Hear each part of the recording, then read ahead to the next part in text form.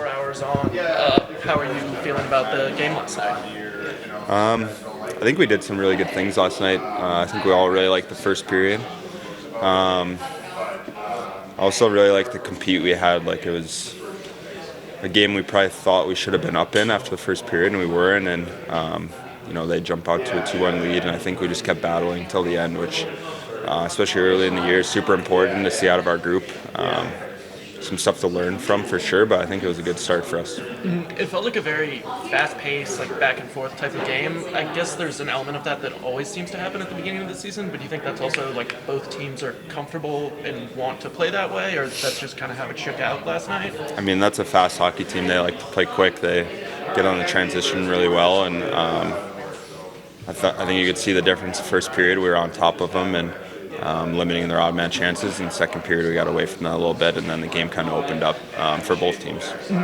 In the context of a fast team like that, what you mentioned, like being on top of them, is that a case where like you need to be kind of cutting out those potential odd man chances before they can even develop at all, or what goes into, I guess, slowing a team like that down? Yeah, it's kind of like your defense starts in the offensive zone, and right when the puck turns over, if you can get above their outlets, make them come through you, it's just going to make their life a lot harder. And I think it's going to be a really important detail for us this year. GT, what was the emphasis on practice today? I know there was a lot of lessons to be taken away last night, but what did you guys kind of focus on more, maybe, if at anything? Yeah, I mean, I think some of it was defensive oriented on the rush, and a little bit was wall battles and making sure that we're supporting the puck coming out of our zone. I think when we were on it yesterday, we were breaking the puck out well, and second, third, they did a better job in their forecheck, and we need to make sure that we're getting the puck in and out of our zone. We're a team that's still gelling, too. Facing these top-tier opponents, is there some benefit to that as you guys kind of get comfortable in your systems? Yeah, I mean, realistically, every team in this league is really good. There's not really many off nights, so I think it was a good test for us last night. I wouldn't say we passed fully, but we did some good things, and I think we're excited to play Tampa tomorrow. It's always a fun game against those guys. Lots of skill, speed, and like I said, another good test for us. Just looking at last night, obviously taking some penalties that you probably, as a team, wish you wouldn't have is a big reason that game doesn't go your way. When you're in a game like that and you end up taking some penalties, some of them you kill off, but how does that change the momentum of the game, and how much harder is it for you guys to stay in when you're taking, I think it was 6 penalties at that point? Yeah, it can kill a little bit of momentum, but I think our penalty kill did a really good job yesterday of playing hard, coming up with some big kills, and giving ourselves a chance to stay in that game. That's a really good, skilled power play. When you give top power plays around the league, these skilled guys lots of time to feel the puck and play with the puck, it's never a good thing, but we did a good job of battling through that and staying in the game. Yeah, I mean, on the flip side, the penalty kill was good. The power play looked pretty good too. What did you think of your team from a special team standpoint? Yeah, I thought it was solid. PK was good. We did draw a couple penalties when we were killing, which we didn't have to kill the full 2 minutes, but overall that's a good power play. I thought we did a good job on it, and we were able to get a big power play goal by Cat there to tie it, and that can be the difference in the game sometimes. Those are big power plays late in games when you're down one, and that top unit stepped up. You mentioned that Tampa's a fun team to play against. I imagine some element of that is some fond memories of the Stanley Cup final, but what else is it that you enjoy about the challenge of taking them on?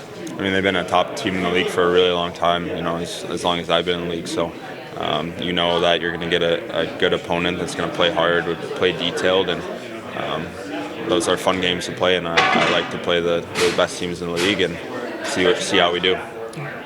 Robbie Fabry, is he... Robert Fabby's day to day. Don't expect anything long term.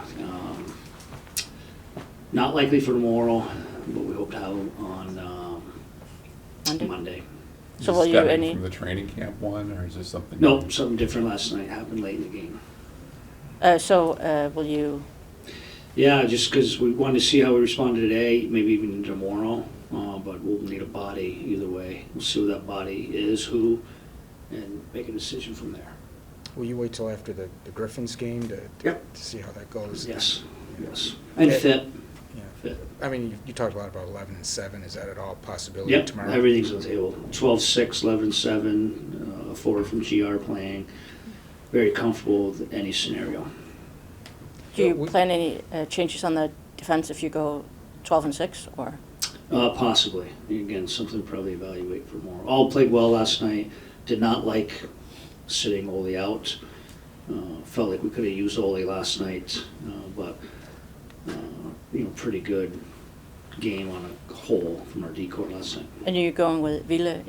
Billy will be back in that tomorrow. Yep. You say with Ole, what are some of the things he does bring when he does come back into the line for you? Defense. Defense is still about stability, simple in the breakout, hard to play against. It's one of those games, we literally could have had an argument, maybe outside of Mo, having anyone healthy scratch on game one.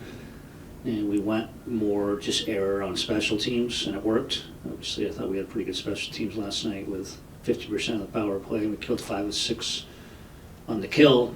But, you're watching the game, we could have used them, taking some defensive minutes maybe from some other guys. You guys have put a lot of emphasis in practice lately, it looks like, at least from my view, on rush defense and how guys handle it. Like, how did you look at it, kind of first live game? And handling Well, we against missed the best one. team? And that was unfortunate to Hughes. It's a very simple track that ended up in the back of our net.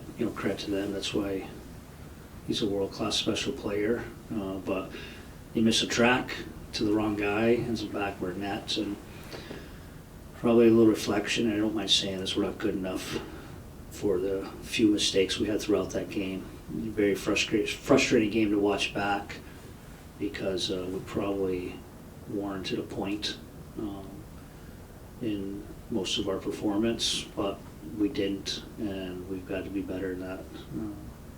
Need a little more. How do you channel the emotions that come with a home opener into the right ways? Dylan just spoke like last. anything. First game, you just play the right way. I mean, you say the same thing on your first game on the road. That first game is so hard because you don't know what to expect.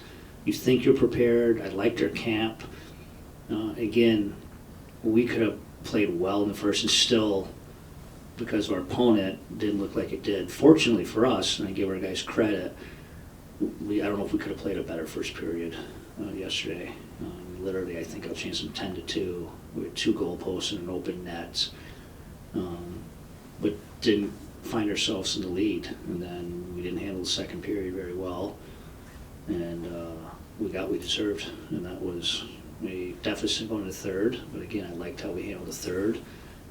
We're tied on the road with 4 minutes left. We needed a point that last night. With that kind of fast-paced back-and-forth game, is that a pace that you think your team is liable to thrive at? Is that something where you feel like No. I think we have players that could do that. The second period, literally, there was like 8 grade A's apiece, and it was literally felt a little more comfortable for them, and they came out of it up 2-1. So no, we do not want to get. We'll be good in transition. We want to be good in transition like anyone else, but we don't want to trade chances. What goes into slowing down the team as fast as New Jersey? Puck play. Like this whole second period, we fed them. They had 1.5 scoring chances in the first period because we had the puck the whole time because we managed it. In the second period, Billy bailed us out because we did manage the puck. Maybe a little credit probably to that group, and we probably stung them a little bit in the first period, and I'm sure they wanted better in the second. But we handed it to them a little bit with puck play, and it'll be no different tomorrow if we fuel Tampa's offense. It'll look like the second period last night. Do you think you've already seen a little bit of the impact Alex DeBrincat can have? Yeah, you finished this, what you look for. I talked how many times how last year we had some really good team games going. We couldn't find that goal. Unfortunately, we let the last 4 minutes go, but that's exactly what we're looking for. We had a great team game going. We're playing extremely well on the road against a top team, and we need that goal late, and he gives it to us. Unfortunately, we didn't finish it off. What do you like with him and Dylan together? Again, they have to start showing, like you guys have seen what I've seen. I think they only created 1 chance for last night, 5-on-5. It wasn't much different in the regular season. kind of my point, not married to them. You think in theory it's going to work, and they've shown signs of it, so I just like they both can transport pucks, they're both good in entries, they both have offense, but so far to date, it's only one game, a few exhibition games, it hasn't completely come to fruition, so that's my point in that it's still all a work in progress. How long do you give them? I mean, It's a feel thing, I don't know, they've had different wingers there, we put Razor in there. We'll put Razor in there again tomorrow. So I think that's a feel thing. And obviously they're on the power play together, which was really good last night. So I expect them to play a lot together. We'll still flirt with that wing, but the added depth, I think you get some different looks. Do you like how when you look at the power play and the way that Mo and Shane are already starting to play off each other? Is that, I mean, for lack of a better word, is that clicked maybe quicker than you would have Yes. even expected? And positive. Yeah. That goal scored, Shane had a ton to do with it. He made 3 or 4 plays prior to that puck ending up on Alex's stick that were elite type plays, and instincts, even him going down below the goal line to keep a puck alive, and then got the puck to Larks, ultimately ended up in the back of the net. So yeah, that's been very positive so far. Does that flank spot for his skill set almost open him up to, like, when he's at the top, obviously you've got a little bit more of a responsibility to a certain spot. Do you like how it kind of opens up Shane to be able to go a little bit more freely around? Yeah, he's probably been a little better than I had anticipated with how comfortable he is, because it is different. It's different looks, it's different anticipation. You know, a lot of that on top is east-west, getting your hips around, which he can do all those things, but it's different on the half wall, and he's been good. Shot decisions, puck retrieval decisions, finding Dylan in that bumper to keep plays alive. So again, we're still need a ton of reps, and obviously power play was 50% last night, and it looked very good in the preseason, but so far so good on that unit. Going back to talk about the defense early on the rush, I was just curious of one thing. Allow me to be slightly nerdy on something here, but I see a play with New Jersey. You guys had a 2-on-1. The New Jersey defender leaves his feet to kind of take on the play. And I'm curious, as a coach, when you're talking to defenders and you've worked with, you got a more of a veteran group, so maybe it's less of a conversation, but what's the balance on when you leave your feet versus not? I think it's a read. Some guys are completely committed to it. It's part of our scout. Some teams are black and white. It's a body down. For me and the way we teach here, it's a read. Where you've put the 2-on-1, positionally where it's at. And some guys are instinctively very good. I know I got to a point one time in my career, we went with the black and white and body down, and for some guys it was instinct. Other guys literally went body down, ended up in the corner. It could have been, it was a 2-on-0 at our net. So I think it's a little instinct and with the read of what the play is. Are you inclined to keep the Cop and Valeno lines together for tomorrow and just call up somebody you can plug in with Compher? Not necessarily. Still a work in progress. We moved some lines around in the third. We're very comfortable moving, so I don't think we're married to any of that at all. but you're also considering going 11-7, and then Absolutely. you wouldn't play the GR, whoever you call up. Correct.